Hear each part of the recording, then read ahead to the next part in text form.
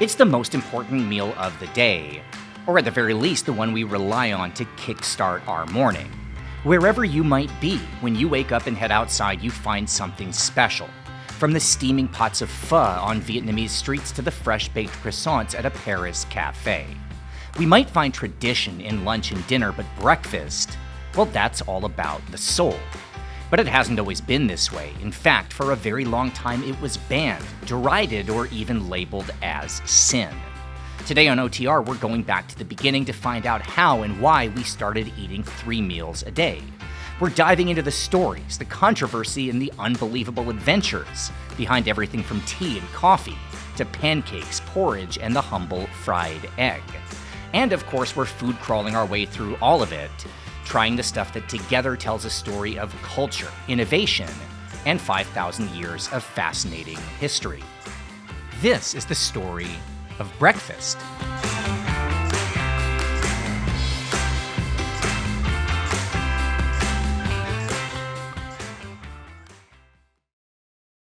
In 1847, a New Yorker named James Caleb Jackson found himself stricken with heart trouble, and when the doctors couldn't help him, he turned to alternative treatments, and in time he started to get better. Fascinated by non-traditional medicine, Jackson left his job at a newspaper and got a medical degree, and then took over as the manager of a sanatorium south of Rochester. At first, Jackson focused on water therapy, basically hot and cold tubs, but soon enough he'd turn his attention to nutrition. And as a devout Christian, he believed that the right foods could not just improve one's physical health, but also their morality.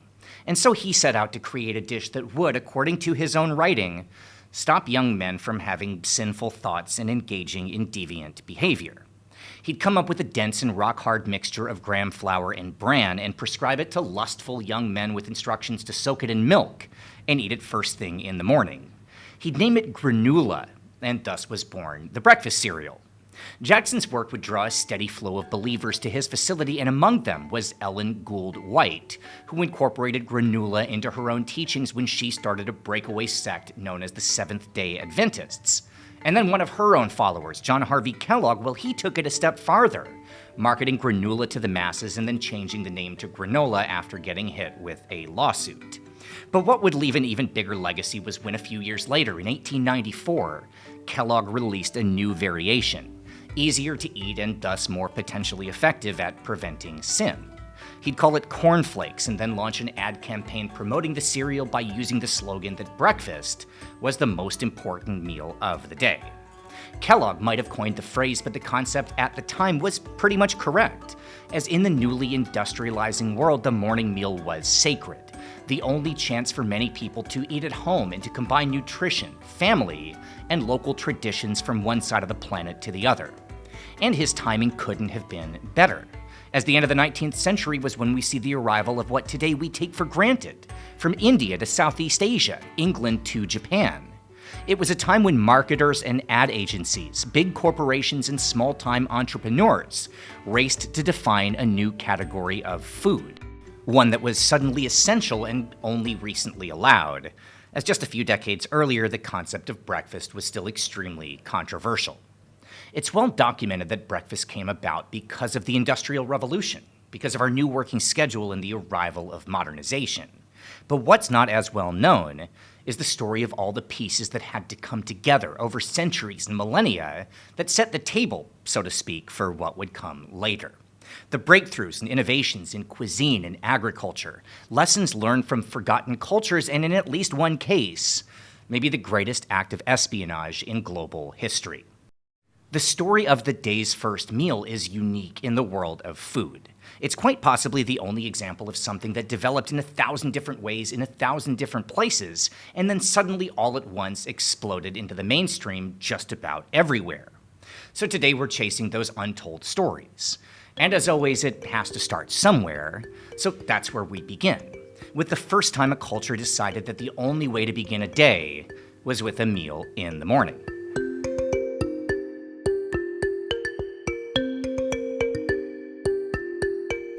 Since the first humans walked the planet, for thousands of years the concept of food was one of necessity, a never-ending mission to find sustenance through, of course, hunting and gathering. Now, compared to other species, even our closest relatives, this is not something we're particularly good at. We're not that fast and not that strong, and we don't have claws or venom. But when it comes to survival, we did develop one trait that would allow us to thrive: the ability to work together. And at this, we are exceptional. There are historians that guess that we were eating meals collectively as far back as 750,000 years ago, before we'd even evolved into Homo sapiens, sharing bounties of fish or meat between families and tribes. What we know for sure, though, is that by 30,000 BC, our ancestors were organizing large communal meals, with a hearth site found in today's Czech Republic showing a place where food was cooked over and over, somewhere even our nomadic ancestors maintained as a site to return, at least occasionally, for dining.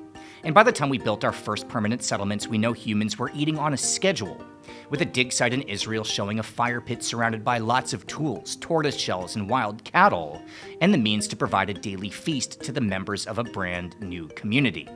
As more and more farming villages show up between 10 and 12,000 years ago, it seems like all of them, wherever they were, followed something close to the same routine. Survive during the day on nuts and fruits and then dine together as the sun starts to set, or in warmer climates in the middle of the day as a break from the afternoon heat.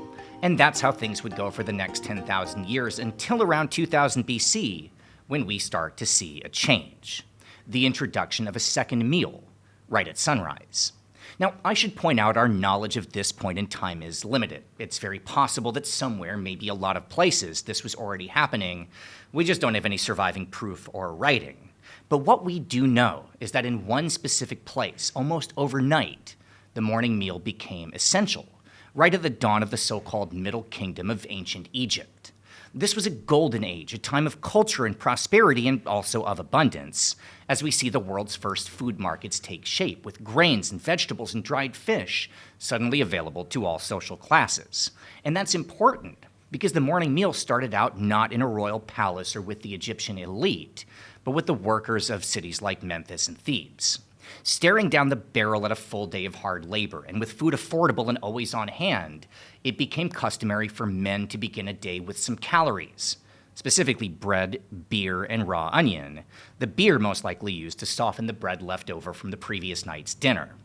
Bread, beer, and onion would be the Egyptian workers' rations, but soon enough the idea of a morning meal would spread to the upper class. And by 1500 BC, a new category of food was beginning to take shape. And the fascinating thing was that it really was new stuff designed to be eaten at sunrise. The Egyptian breakfast focused on dry ingredients left to hydrate overnight, like chickpeas, which in the morning would be pounded and quickly fried into patties known as falafel. And fava beans, reconstituted in the same way, became a stew called ful madames, the world's first breakfast cuisine. And the crazy thing is, 3,500 years later, this is still the foundation of breakfast in Egypt. So that's where we find our day's first meal.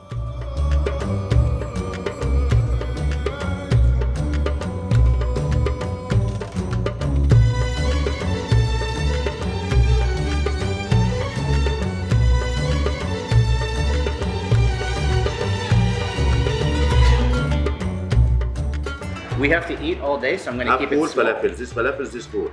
Okay. This is also shakshuka, egg with tomato and onions. All right. Let me order. Up to you. I understand. All have. No only breakfast. All have. This have. This have.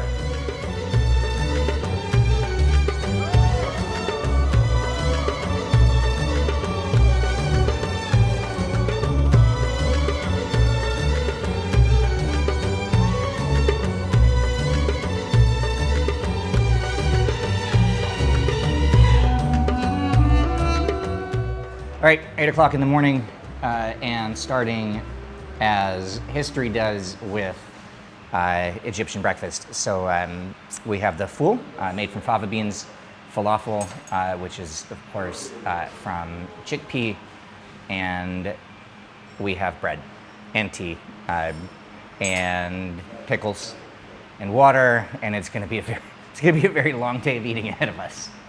There is one thing that we're missing, which is beer, if we're going to be authentic to the ancient Egyptian diet, but that is not on the menu. And so, what are you going to do? Let's try the falafel first.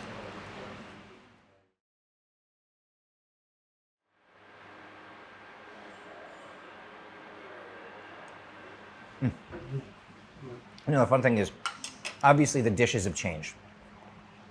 Like, none of this looks exactly like it would have looked 3,000 years ago, but this is still the breakfast menu of the restaurant where we are.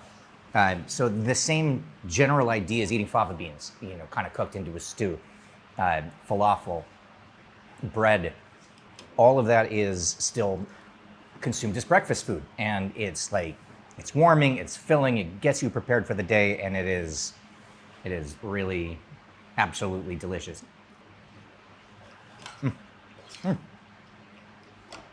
You know, this happens every shoot. Every shoot. What have we done? They did the history of chili peppers, coconut, rice, curry, potato, noodles, bread, and that might be it. Every time we do this, that's not zero. We've done this a few times now.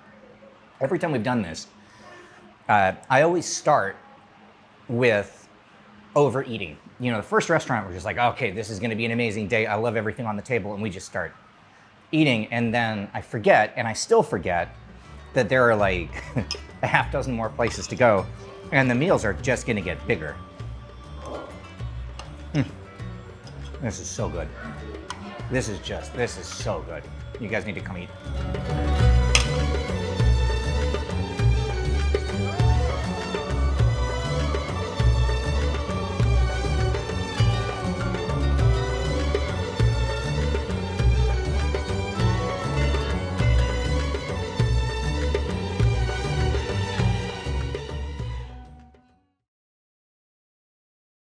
In the years after the arrival of Egyptian breakfast, the world would begin a gradual shift from one organized meal each day to two. And by around 1500 BC, this would be more or less the new global standard. Now, this was not an organized change, and each culture began the practice on their own and for their own reasons. But it does seem like there were a number of factors as to why this happened everywhere around the same time. First, there were, of course, advancements in society. Basically, villages became cities and cities became part of cultures, and we see the emergence of civilizations. The Chinese and Harappans, the Greeks, Nubians, Phoenicians, and Assyrians. But that's only part of the explanation. There were also massive improvements in agriculture, with irrigation becoming widespread and a growing list of plants and animals domesticated. And there was the fact that we settled further and further from the equator, which meant in colder climates, our bodies needed more nutrition. Now, with so many societies and so many places taking their meals for different reasons, it's obviously way too simple to assign labels like breakfast and dinner. Sometimes food was served at sunrise and sunset, sometimes at noon and late in the evening, and some cultures ate around mid-morning and mid-afternoon, but what's fascinating isn't so much when they ate, but what? As we begin to see a picture of a new category of foods like falafel and full madames, specifically intended for breaking the fast. It was in today's China where around 1500 BC, people in the south started cooking rice into a porridge, making what we called zhou or congee. And in what's now Chongqing, well, around the same time, it became common practice to cure a portion of all meat for preservation. And since nobody was slaughtering animals in the morning, that meant preserved meat would be consumed around 9 a.m. as the day's first meal. Over time, a preference developed for cured pork belly, and by the start of the Qin dynasty, the most common morning food was an early version of bacon. The Babylonians took their meals at sunrise and sunset, and like in southern China, they also began with porridge, although theirs was made of barley, washed down with some barley beer. Then the men would go to work, and the women would spend their day preparing the evening's feast, a big spread of vegetables, stews, breads, meats, and a lot more beer. And in what's now Russia, well, their porridge came from buckwheat, cooked not with water but with milk and still served in exactly the same manner today. But of all the breakfast innovations from the second millennium BC, there was one that above all the rest would change the way we eat at sunrise. And believe it or not, that story starts right here, in what's now Thailand.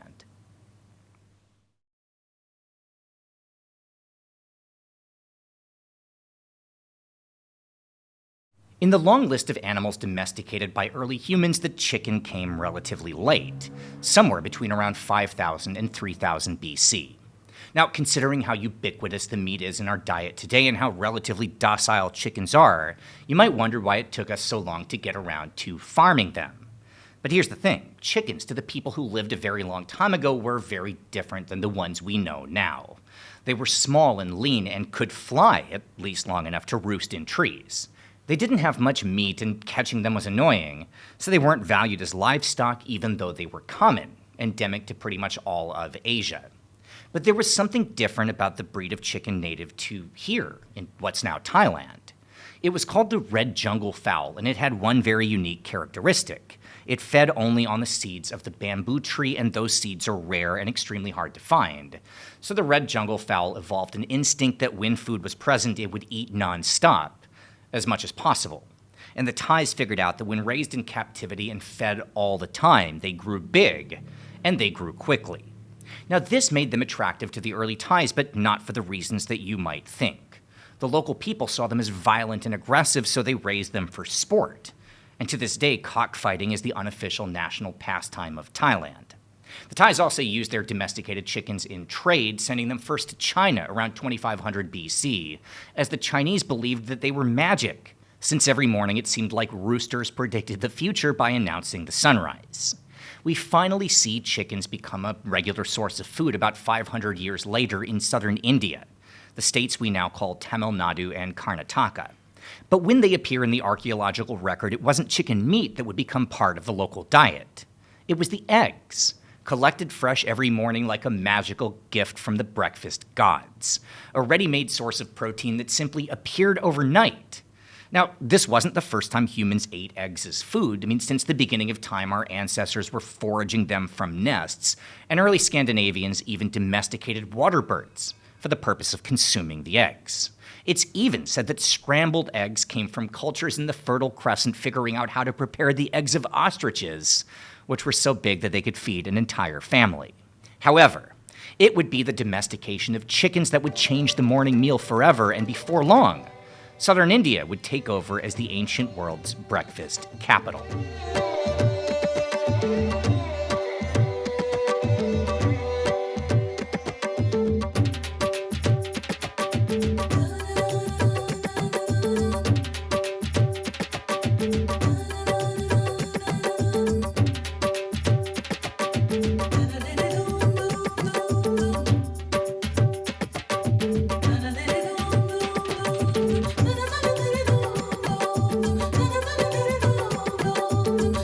All right, so this is a lot of centuries of different kinds of history on the table right now with the South Indian breakfast.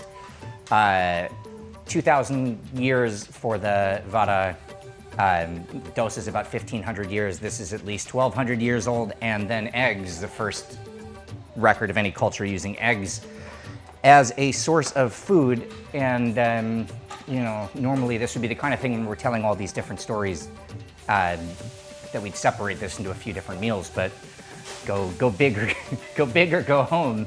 We might as well just do all of our eating at once and hibernate like bears for the winter.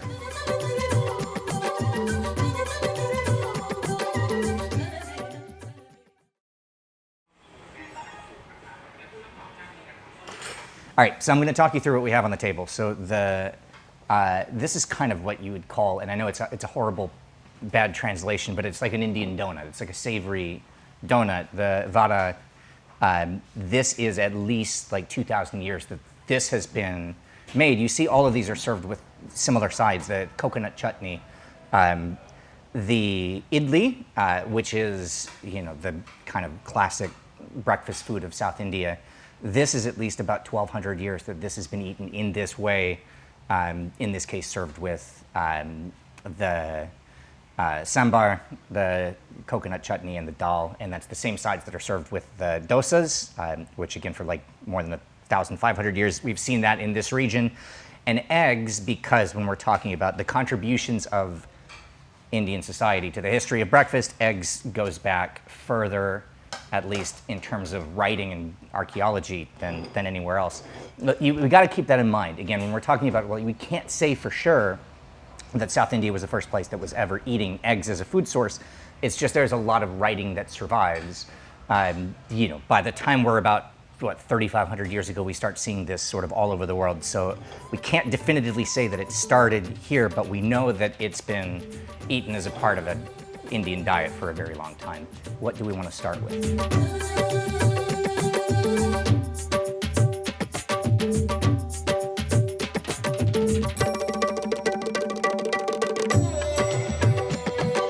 One of the wild things about Indian culture in general is this stuff would be recognizable to people from, 1,500 years ago. Everything on this table.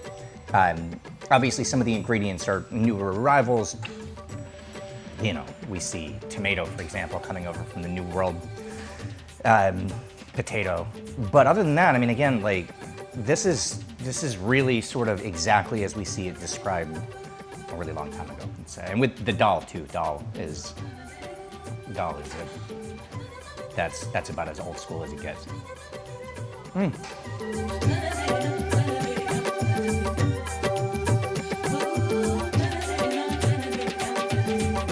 Price of eggs is a hot topic right now. Back in my country, over here, eggs are still free. Come move to Thailand.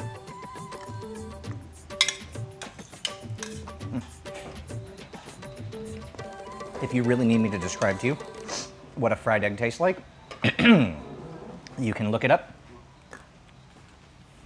It tastes like a fried egg.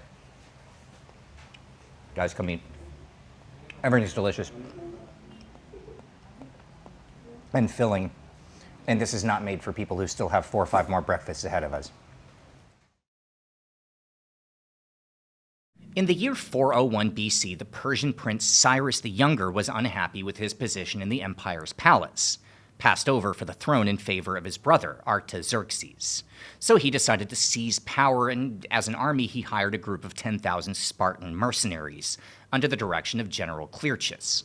With the Spartans camped outside of Cunaxa, about 40 miles north of Babylon, the word came early one morning that Artaxerxes was ready to negotiate and discuss a truce.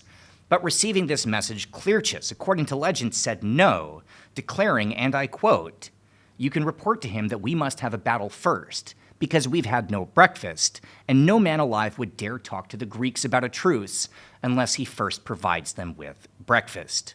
So the Spartans gathered their weapons and charged towards the enemy encampment, surprising their own employer, Cyrus, who was expecting a ceasefire.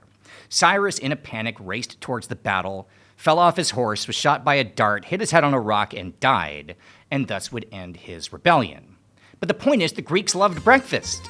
In fact, they loved it so much that they would be the first to shift from 2 to 3 meals every single day. And that brings us to the next part of this story.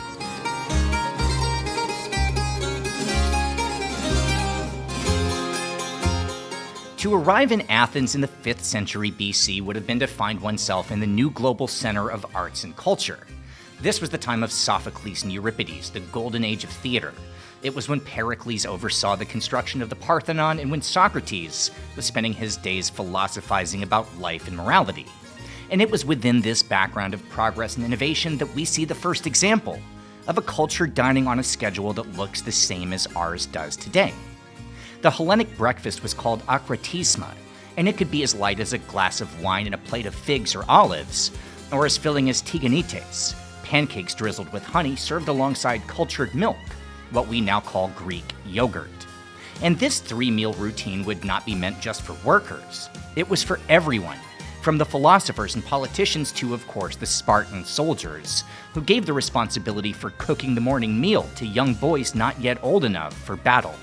As time passed and power and influence shifted from Athens to Rome, the Greek food culture would be absorbed and adapted, with Romans adding their own breakfast specialties, like something called polmentum, roasted wheat boiled in water, the ancestor of today's polenta.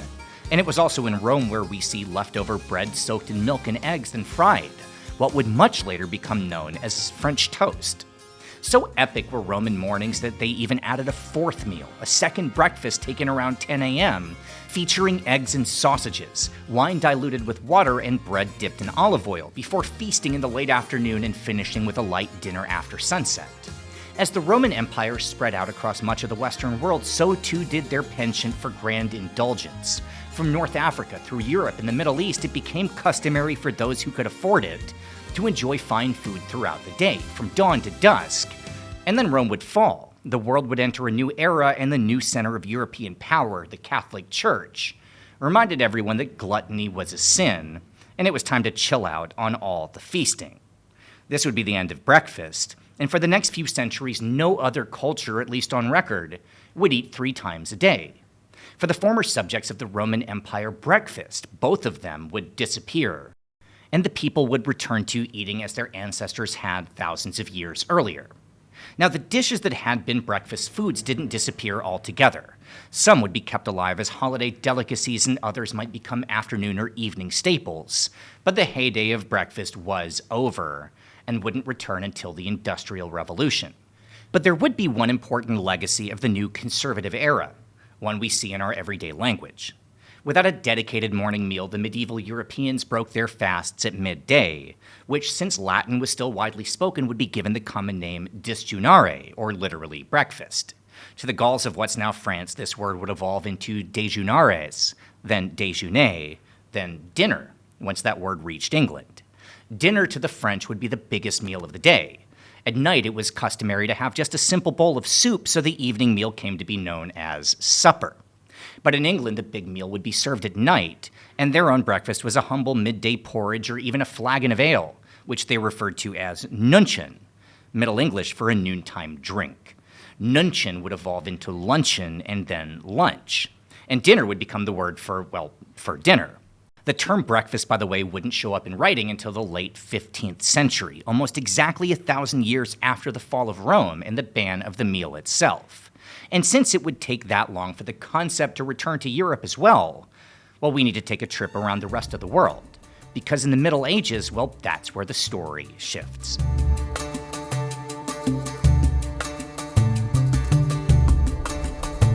In the aftermath of the fall of Rome, the old world would reorganize, and no change was bigger than the rise of Islam, which is officially dated to the year 610 when the Prophet Muhammad received his first revelation. It was written in the Quran that Muhammad himself took 2 meals each day, one before the sunrise and one following the evening prayers, and societies that would convert to follow Islam would adapt the same schedule. And while early Muslim breakfasts would incorporate the same dishes first created in ancient Egypt, there would be new breakthroughs, like the spread of labna from Armenia in the 7th century, and the Persian technique of making eggs into omelets, which shows up a short time later. In China, the morning change was the explosion of baozi, or stuffed steamed buns, all across the country out of Xi'an. Now, baozi had been around for a long time as a regional snack, but this would change between the 700s and 800s, when the world's first 24-hour food markets started to open. Baozi would find its niche as a street food sold by vendors who wanted something to offer early in the morning, before scooping out soups and noodles at midday. This would become such a hit that by the end of the 10th century, China, thanks to commercial demand, had become the first country since the fall of Rome to incorporate a daily third meal among all social classes, with cao fan, or morning food, ubiquitous under the Song dynasty. And even Europe plays a part in the culinary expansion, as in Scotland between the 6th and 7th century, the arrival of a grain known as oats would become incorporated into nuncheon, creating a porridge called oatmeal, 1,400 years later to catch on as a modern breakfast staple. And thanks to Christianity, pancakes would take on their modern form, and they were even encouraged as a morning meal on one single day per year. On the last morning before Lent, households were instructed to use up all perishable products like milk and eggs. This, by the year 1000, would become a tradition known as Shrove Tuesday, or Pancake Day. But of all the additions to the early morning pantheon, the most important from that era was taking place in Africa, specifically the country of Ethiopia. In oral tradition, the story begins around the year 800 in a small village near today's South Sudan, a place by the name of Kaffa. According to legend, a farmer named Kaldi was tending to his herd of goats when he noticed that they were acting strangely. They were full of energy and behaving in a way that made him nervous. He came closer to investigate and found that they were munching on some mysterious berries. So, not sure of what to do, he gathered a sackful and took them to a monastery for examination. The monks took a look and immediately declared them to be the work of the devil and threw them into a fire. But as they burned, they released a smell so enticing that the holy men gathered them from the coals, covered them with water to cool, and thus was born coffee. Now, this might be apocryphal, but there is no question that by the time of Kaldi, the people of Ethiopia were very much obsessed with the consumption of coffee and it would remain their national secret for hundreds of years. But of course, eventually that secret would get out, and when it did, it would start a global breakfast revolution.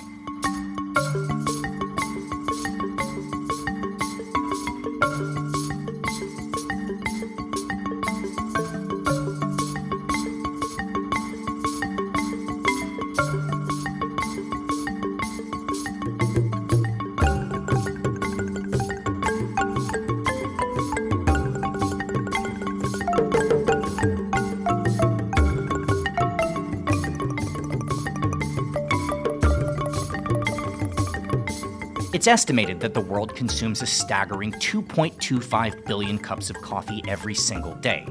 It's the second most popular drink on Earth after only water, and it originally comes from Ethiopia. The traditional coffee ceremony involves burning frankincense and myrrh to create an aroma and ward off bad spirits. The beans are roasted, ground, and served unfiltered from a pot called a jabena, along with snacks like toasted barley and, in more recent years, popcorn. And while this occurs at all hours of the day, we're interested in breakfast, so we got ours with the traditional Ethiopian morning food, chechebsa, pieces of soft flatbread cooked in clarified butter and seasoned with spices.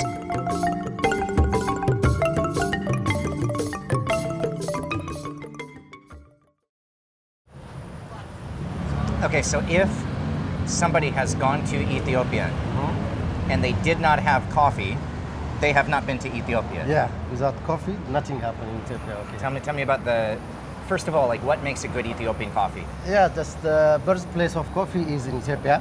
That is number one, and is our special cultural drink or as traditional drink for Ethiopians. So it's every house, every day, especially morning, breakfast time and lunch time and dinner time. Every household have this ceremony like this. I was going to say, we can't pretend it's just for breakfast.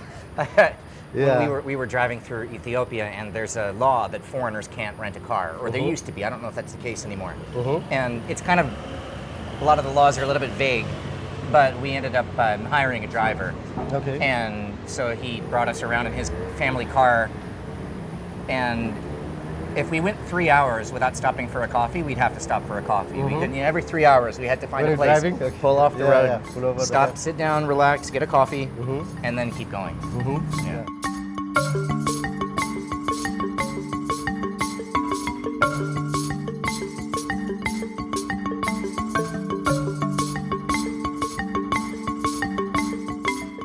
First of all, can you just tell me what you just did? Walk me through what you did, the whole coffee, The whole process, making okay. process, yeah. I roast the coffee first, and then I grind the coffee by hand, and I boil the coffee with the coffee pot we call jabana, and then we serve the coffee.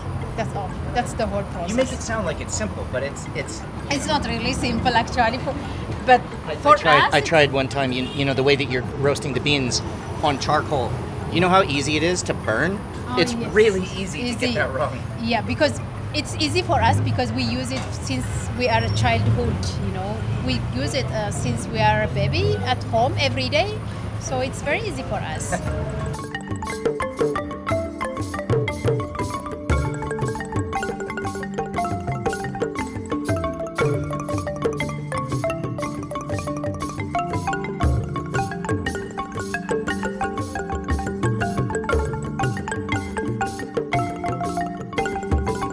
It would take almost 800 years after the days of Chaldee for coffee to find its way out of Ethiopia.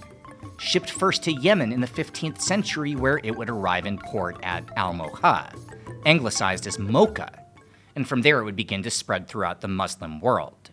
It was in the city of Istanbul where in 1475 we see the first cafe or coffee shop, and by the end of that decade, cafes were the center of Ottoman life, a spot for socializing, for politics, and for entertainment.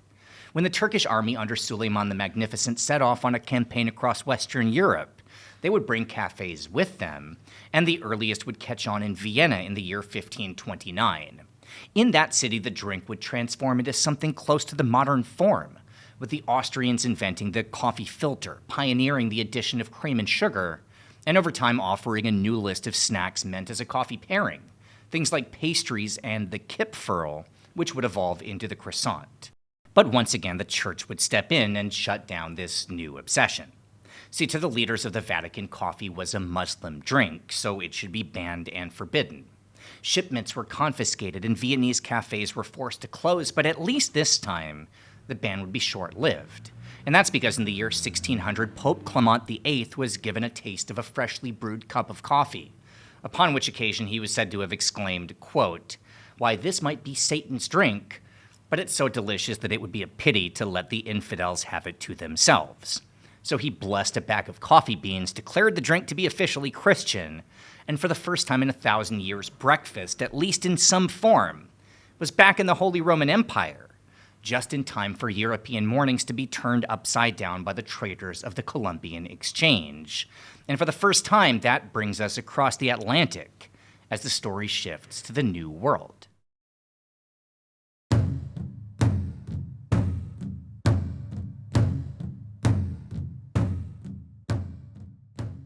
In 1636, the Baptist minister Roger Williams was thrown out of the colony in Massachusetts, banished for his obnoxiously progressive views on religious freedom. So he set off to found a new home and in the end would arrive in a place he'd call God's Merciful Providence, today Providence, Rhode Island.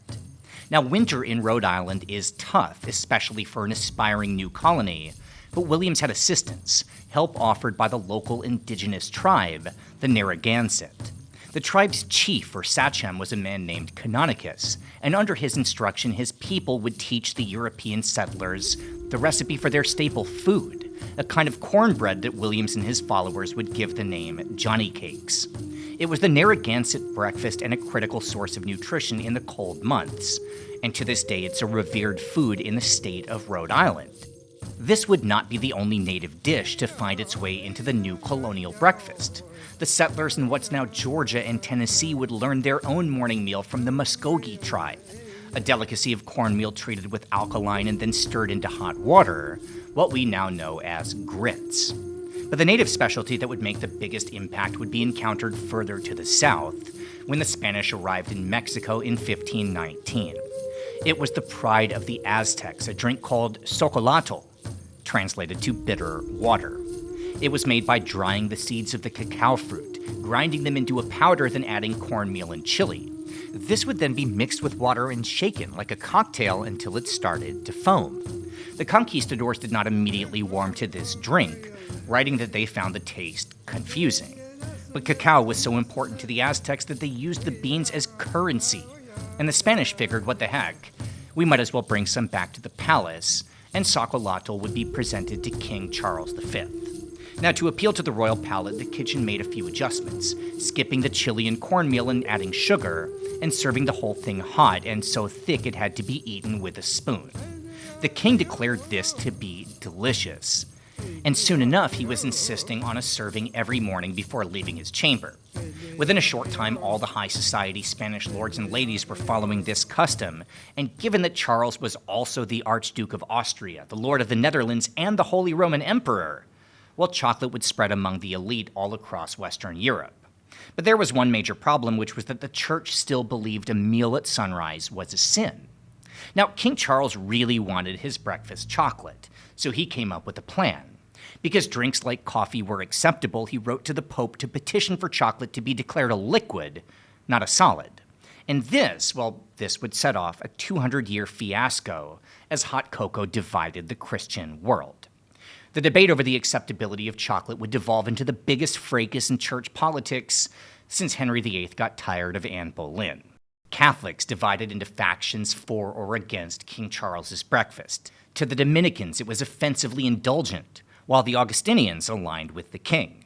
The Carmelites fell somewhere in the middle, officially against chocolate while secretly writing to the Pope themselves, requesting permission to serve chocolate at their own convents.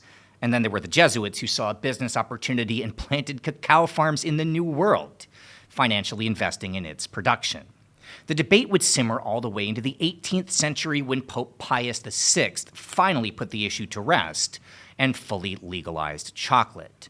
Although, of course, by that time it was already everywhere. In fact, it was so ubiquitous that Pius's own predecessor had allegedly been murdered by Jesuit spies, poisoning his own papal cup of morning chocolate.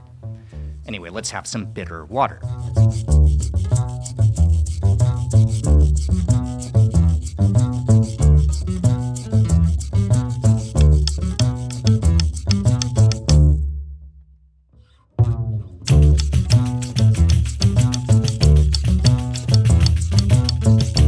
In the Talad Noi neighborhood of Bangkok, there's a place called 32 Bar, the passion project of a young local man obsessed with chocolate in its original form as a drink.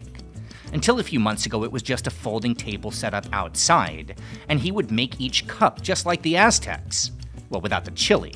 But as business grew, he renovated his own home and turned it into a full-on operation. And now it's so popular that we had to find a place to sit outside in the Bangkok heat. Should we pretend it's not plus 35 outside? So hot. This is, in the interest of historical accuracy, a glass of hot chocolate when it's about 105 degrees outside in freedom units. This is like, by the way, don't you feel like sitting on a bench outside having some chocolates is like very Forrest Gump? Like, my mama always said life is like a glass of chocolate? Like a cup of melted chocolate.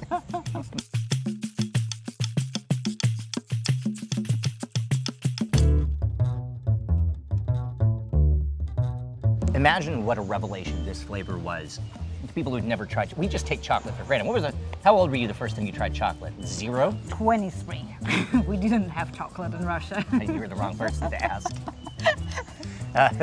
First of all, that is very much not true. Our refrigerator is full of Russian chocolate right now. We're not the only ones who are influenced. Look at these influencers. I feel influenced. Photobomb. They don't care. All right, getting chocolate loopy. Time to go back to eating again. Loopy.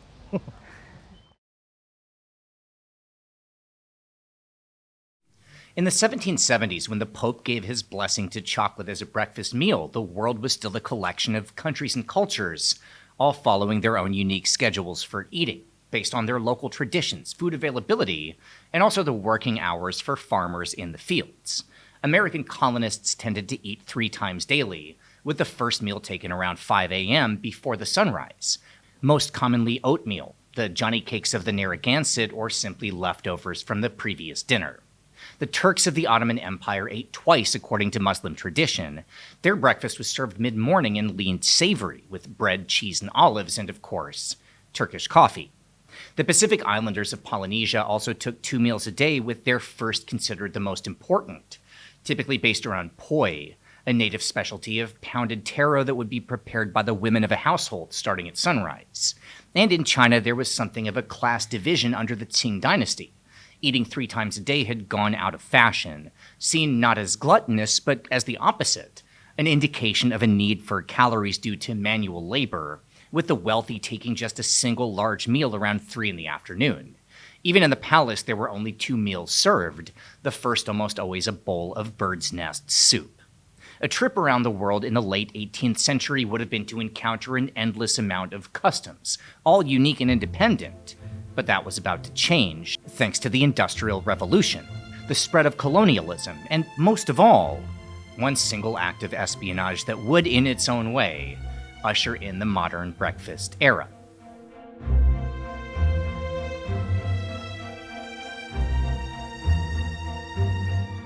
The tea plant is endemic to southwest China, long an independent region close to what's now Myanmar and Assam, India. And ever since the beginning of recorded history, the local people relied on tea as a stimulant, to get started in the morning and to keep focus all day. But not by drinking it. They chewed the leaves, like tobacco or khat in East Africa. The first time we see the proof of its use in the more famous way comes in China around 59 BC, and within a short time it was being served in the palace and then across the country. But it wouldn't truly catch on until the 8th century, when Chinese Buddhism spread and alcohol was forbidden, so tea took its place as an everyday drink. The culture of consuming tea would spread with monks to Japan and South Korea, and then slowly through trade to Russia, the Himalayas, and Southeast Asia. But its use would be limited to wealthy homes and Buddhist monasteries for one simple reason. which was that the Chinese were the only ones who knew how to grow the stuff, and they held on to their secrets, keeping the price astronomically high and their monopoly intact. At some point around 1660, the first bricks of Chinese tea would be delivered to the English royal palace, and the new queen, Catherine of Braganza, well, she would be enraptured, but when she found out the price of a shipment, she became furious, and along with her husband, Charles II, set out to break the Chinese monopoly. Now, this was easier said than done. Over the next 200 years, British monarchs, with help from the East India Trading Company, sought to find alternative sources and tried over and over to grow the plant themselves, and it all ended in failure, until in 1848, enter Robert Fortune, a Scottish horticulturalist and master spy. Fortune prepared a disguise, wearing silk robes and making a long braid out of horsehair, and along with an assistant, a man from Anhui named Wang, he spent 3 years undercover, pretending to be a Chinese dignitary from a far-off province visiting tea plantations and smuggling out seeds and samples. In 1851, Fortune would arrive in Calcutta with 10 glass cabinets full of seedlings, and they'd be planted under his supervision in Darjeeling. And the whole thing went so well that England decided to just full-on colonize India and turn it into a giant tea plantation. All right, that might be a small exaggeration, but not much. Now, the story of tea could and one day has to be its own video. There are 100 more twists and turns that we don't have time to get into, and we're not even going to talk about tea itself, because what really matters to this story is how the world would change after and because of the colonization of India.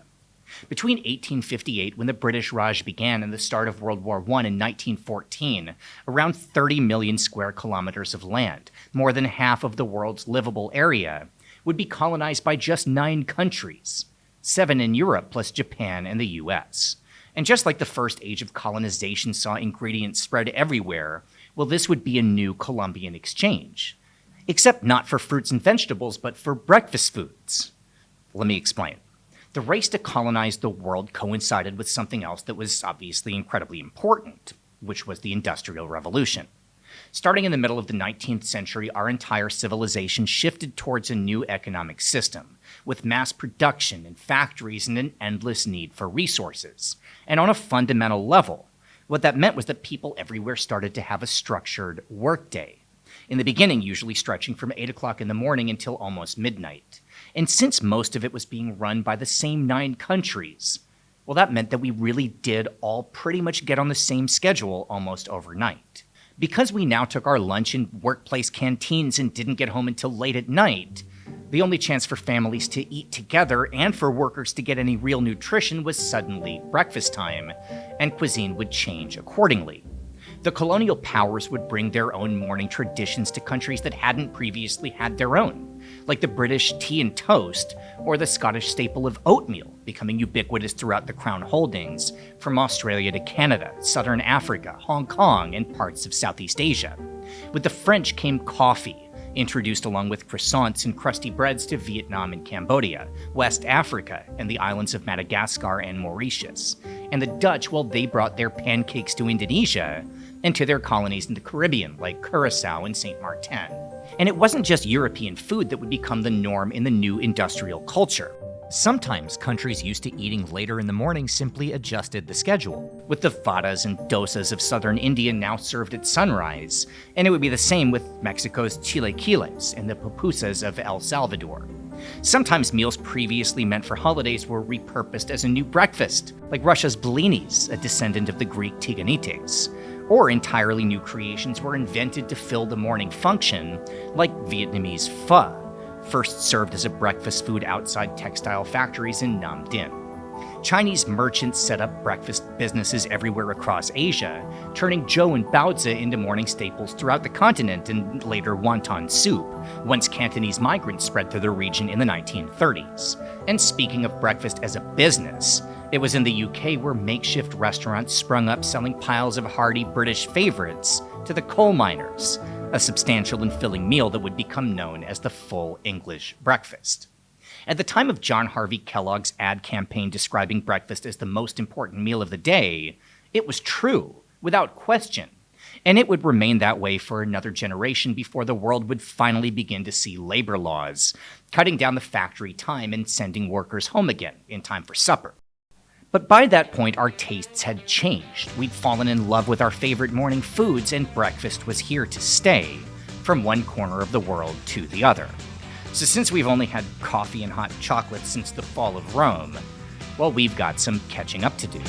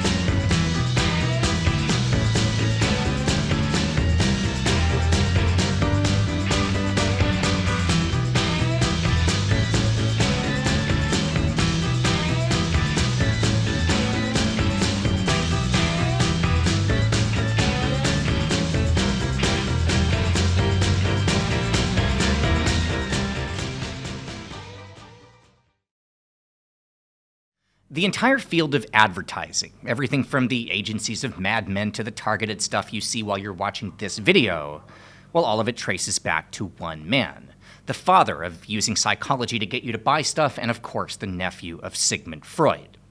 His name was Edward Bernays, and in his long career as a marketing executive, he managed to convince the public to use Dixie cups instead of washable glasses. He got us buying Ivory soap, smoking Lucky Strikes, and even watching ballet, planting articles in magazines to make us pay a premium for tickets. And he was also a master of crisis management, seeding propaganda as cover for the atrocities of the United Fruit Company and to help cover up the CIA's coup against the president of Guatemala. But we're talking about breakfast, and Mr. Bernays would make his mark there as well. It's the 1920s, and the beech nut packing company is stuck with an oversupply of bacon. So they called in the expert, and Bernays had an idea. He asked his own doctor if theoretically a big meal in the morning could be beneficial for health. Well, yes, the doctor said, calories mean energy, and everyone could use some energy before going to work or school. So Bernays sent letters to another 5,000 doctors asking if they agreed, and 4,500 wrote back saying yes, and the ads practically wrote themselves. 9 out of 10 doctors recommend bacon for breakfast, and sales would explode. Bernays' strategy would be replicated 2 decades later in the years after World War II. With women now entering the workforce in large numbers, parents had less time to cook for kids, but they still wanted their young baby boomers to get enough nutrition. So the breakfast cereal lobby commissioned study after study about the importance of vitamins, and then plastered every single box with notes about thiamine and riboflavin and a whole bunch of other stuff that's literally in everything. But this would work in a big way. And marketing breakfast was not just an American strategy. It might feel impossible to imagine the country of India without masala chai, sold on every street corner and on every morning menu. But it's a 20th century creation, or at least the version that uses tea. Since the British were farming so much of the stuff in India, they wanted to increase domestic consumption. So they started an ad campaign financed by the government, not focused on the public but on factory owners, telling them their staff needed breaks to drink black tea to stay energized and focused during the workday. This failed in the beginning because black tea didn't suit the local palate, but with a few adjustments, well, India had its new morning beverage. And it wasn't just ad agencies changing the culture. Hotels began to offer stays that included a continental breakfast. This got its start in England in the 1890s, the name continental referring to the continent. The room service tray of a pastry, some fruit, and a drink was meant to service the mainland Europeans, who were used to something light, at least compared to this. Then there were coffee shops, which were already popular in the West, but started catching on in Asia. The trend began with Hainanese domestic workers who learned Western breakfast techniques in foreign households and then opened businesses in Singapore and Malaysia known as kopitiam. And in Hong Kong, a short time later, we see the chatsanteng, not just imitating the English version of breakfast, but improving on it, introducing local twists like deep-fried peanut butter French toast. And the fact that deep-fried peanut butter French toast comes from a tiny island in the South China Sea, well, that should tell you everything you need to know about the state of breakfast in the modern world. But if you need even more proof of how much we love our breakfasts, well, there's always the classic American diner, the IHOP or Waffle House, the 1950s retro classics with pancakes and omelets day and night, and the best part is there's always one nearby, even here in Southeast Asia.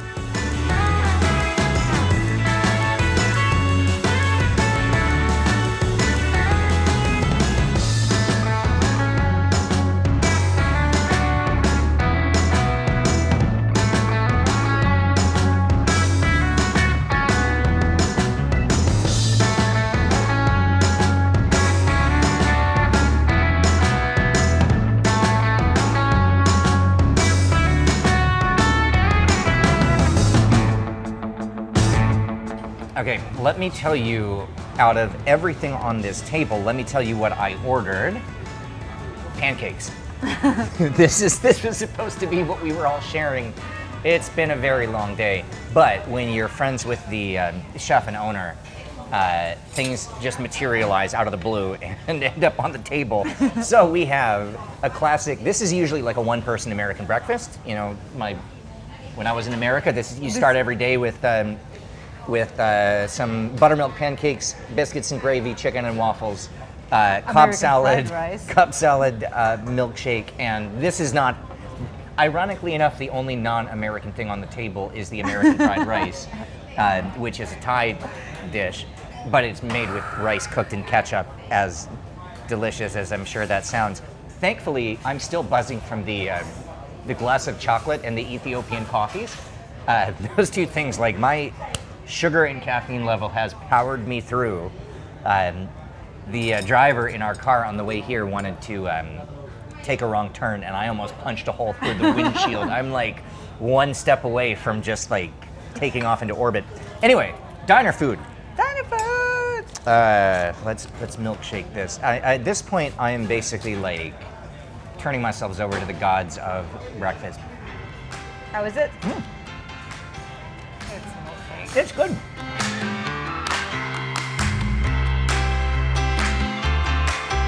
When you go through the stuff on a diner menu, you don't stop to think about the paths these dishes took to the modern table. But the history of breakfast is right here, and every dish tells a story. Waffles were once thinner and crispier, used as communion wafers. They'd take on their modern form in 18th century Belgium and the Netherlands. Biscuits and gravy, just like so many other breakfast foods, began as a hearty meal for workers in the late 1800s, first appearing at Appalachian logging camps. And even American fried rice, well, that was first made at Don Mueang Airport in the 1950s as a Thai take on an American breakfast. How are they? Waffles? They're not. They're terrible waffles. Oh, They're delicious pancakes. The story of breakfast anywhere on Earth tells a tale of ancient history and modern progress, from the food in an American diner to the jianbings of northern China, the savory spreads of the Levant to the buckwheat porridge of Eastern Europe. There's the Akara and Pap of Nigeria and Uganda's Rolex or rolled eggs, and other surprises you might find first thing in the morning wherever you are. Wash it all down with a coffee or a tea or some hot chocolate and just take a moment to realize how lucky we are to live in a time when it's all right there. As John Harvey Kellogg once said, the most important meal of the day.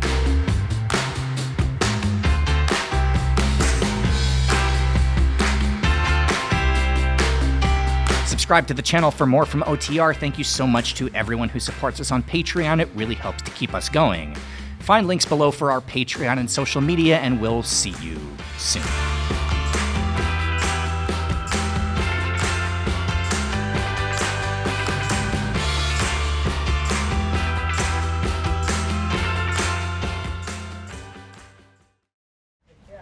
I'm so happy how much business that they're doing Oh, here. yeah, Like, absolutely. this was just one guy with a cart forever. And like, it was just right there. It was just like right there. And yeah, moving to the full-time bricks and mortar. Like, we're here on a Sunday morning and it is just a parade of people coming in there. It's nice to see people who are passionate about something. In this case, passionate about chocolate. You know, being able Maybe to it's make... because it's Easter.